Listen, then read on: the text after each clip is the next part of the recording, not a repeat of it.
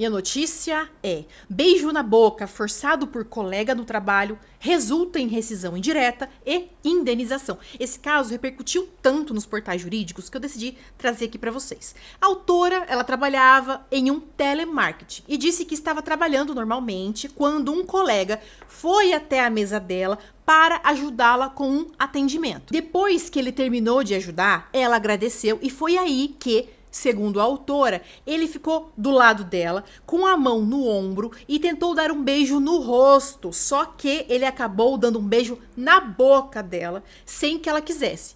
Tudo indicava que ele ia dar um beijo no rosto, mas propositalmente ele queria dar um beijo na boca dela. Ela não queria. A autora afirma que ficou em choque e muito nervosa, porque isso teria acontecido na frente de outros funcionários. Tinha muito funcionário ali, eu vi o vídeo. Dentro do ambiente de trabalho e durante o expediente. Ela relata que logo depois teve uma crise de ansiedade e não sabia como reagir, até porque diz que não tinha proximidade com esse colega e sequer sabia quem ele era. Guarda a informação que ela disse que não sabia quem ele era. Lá na contestação vocês vão entender o porquê eu tô pedindo pra vocês guardarem a informação. Depois do ocorrido, a autora conta que procurou a supervisora.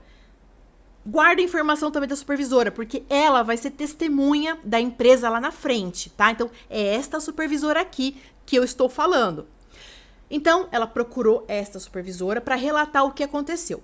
A supervisora teria dito que tomaria providências e queriam olhar as câmeras para confirmar. Só que quando a autora voltou a perguntar sobre o assunto, ela disse que foi informada de que a câmera estaria quebrada e por isso não teria como verificar as imagens. A autora também afirma que buscou a ouvidoria da empresa para comunicar e reclamar do que aconteceu e que, a partir daí, passou a ser tratada de forma diferente no trabalho. Então, ela reclamou do que aconteceu, começaram a tratar ela diferente. Além disso, ela relata que registrou um boletim de ocorrência por se sentir ofendida e constrangida, já que, segundo ela, foi algo público e nada teria sido feito. Por fim, a autora disse que ficou com medo de trabalhar porque o colega continuou trabalhando no mesmo ambiente de trabalho dela. Ela relata que isso mexeu muito com o seu emocional, que vem tendo crises de ansiedade com frequência e que, em uma dessas crises, dentro da empresa, esta supervisora chegou a dar remédio para ela. Na visão da autora, ela tentou resolver a situação diretamente com a empresa, falando com a supervisora, acionando a ouvidoria e registrando um boletim de ocorrência, mas afirma que nenhuma providência foi tomada. A empresa ficou, quietinha. Então ela entra com essa ação que é uma rescisão indireta, que é uma justa causa no empregador, porque o empregador cometeu uma falta grave. E aí ela vai receber todas as verbas trabalhistas como se tivesse sido demitida sem justa causa. A empresa, quando foi se defender, agora aguenta aqui que vem rojão. A empresa começa dizendo que a autora não provou o que alegou. Ou seja, para a empresa, a autora tinha que apresentar provas do que aconteceu. E como isso não foi feito, o pedido de indenização por danos morais, então, não deveria ser aceito. Então, a empresa disse assim que ela não conseguiu comprovar que ela recebeu esse beijo forçado na boca. Depois, a empresa afirma que a história contada pela autora seria inventada e que não existiu assédio sexual nenhum. Também nega que a autora tenha passado a ser tratada de forma diferente pela supervisora depois da denúncia. A empresa diz ainda que é mentira a autora afirmar que não tinha contato com o colega e que nem sabia o nome dele. É mentira. Segundo a empresa, os dois trabalhavam na mesma equipe desde o treinamento, tinham proximidade, conviviam fora do trabalho, trocavam mensagens e saíam juntos. A empresa sustenta, inclusive, que havia um envolvimento entre eles, como uma espécie de ficada, uma amizade colorida, e que isso era de conhecimento de todo mundo no ambiente de trabalho. Calma que tem mais. Na versão da empresa, esse colega, o assediador, tinha relação com 3 funcionárias ao mesmo tempo. Ele namorava 3 funcionárias, sendo uma delas a autora. E uma dessas funcionárias assumia publicamente o relacionamento com ele.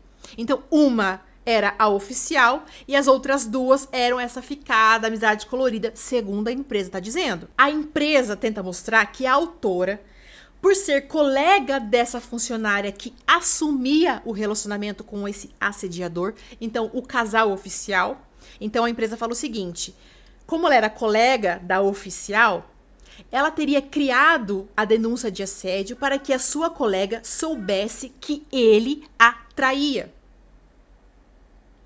Sobre as providências, a empresa afirma que, assim que recebeu a denúncia, iniciou uma apuração interna e disse que analisou as imagens da câmera de segurança e que, nessas imagens, não apareceu assédio sexual nenhum. Aparece apenas o colega no posto de atendimento da autora ajudando-a com um cliente, porque ela teria pedido ajuda. Então a empresa viu a filmagem e disse que não aconteceu nada. A empresa também rebate o trecho em que a autora afirma que todo mundo viu.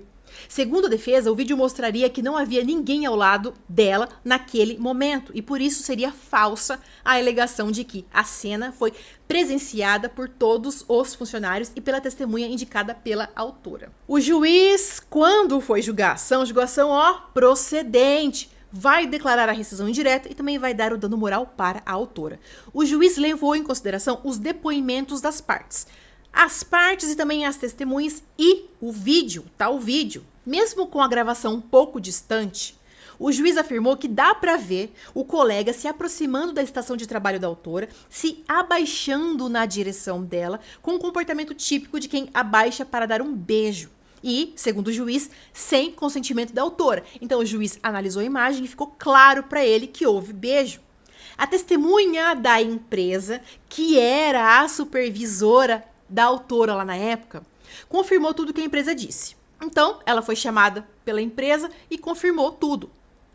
Ela tentou, de todas as formas, desqualificar o que a vítima, que é a autora, passou na empresa, afirmando que a autora tinha um caso com o assediador e este assediador tinha também um caso com mais duas funcionárias. E ainda que mesmo tendo acesso à filmagem do assédio, ainda assim a testemunha disse que não via este ato como um assédio sexual. Com isso, o juiz concluiu que ficou configurado o assédio sexual no ambiente de trabalho e mandou então expedir um ofício para o Ministério Público Federal para averiguar o crime de falso testemunho da supervisora. Condenou a empresa a uma indenização no valor de R$5.000 e, como eu disse, declarou a rescisão indireta. Ela vai receber todas as verbas trabalhistas. A empresa não gostou nada disso, recorreu para o TRT e o desembargador entendeu de forma igual. Para o desembargador, o que a testemunha fez foi uma tentativa clara de mudar o foco, a supervisora. Em vez de olhar para a atitude do colega, a testemunha tentou descredibilizar a autora, como se a vítima é que precisasse se explicar.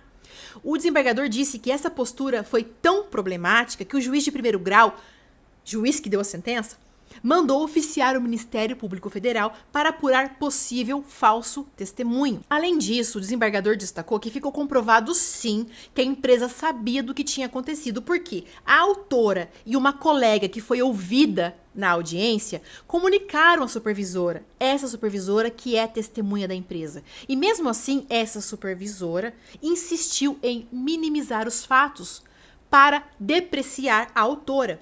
A empresa apresentou um recurso para o TST, mas o recurso não subiu. O dedinho aqui, ó, que eu faço é porque o recurso sobe.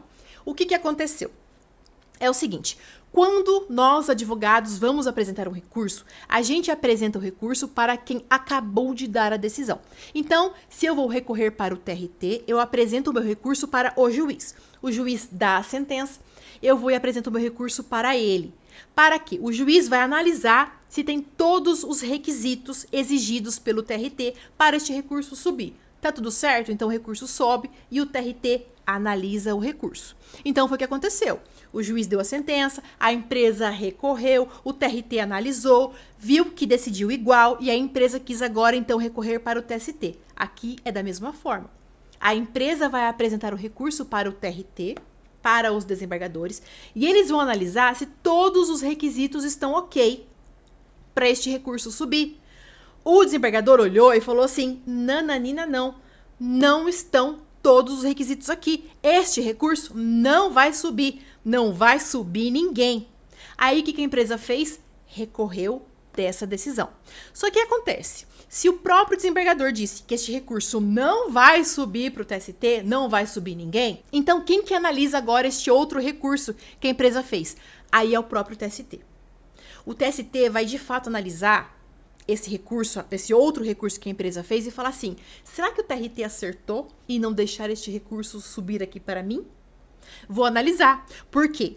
Se estiver tudo ok, este recurso tem que subir mesmo. Agora, se o TRT estiver com razão, este recurso não sobe. Aí o que o TST fez? Analisou o novo recurso da empresa e falou assim, realmente, este recurso não tem que subir, eu não vou analisar, eu não vou julgar por quê. O que a empresa queria? Que o TST analisasse provas. E o TST não analisa provas. Por isso que o recurso não subiu.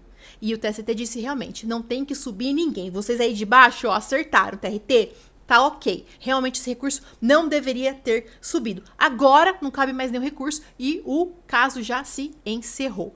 Agora me diga aqui o que foi que você achou desse caso que eu te trouxe hoje.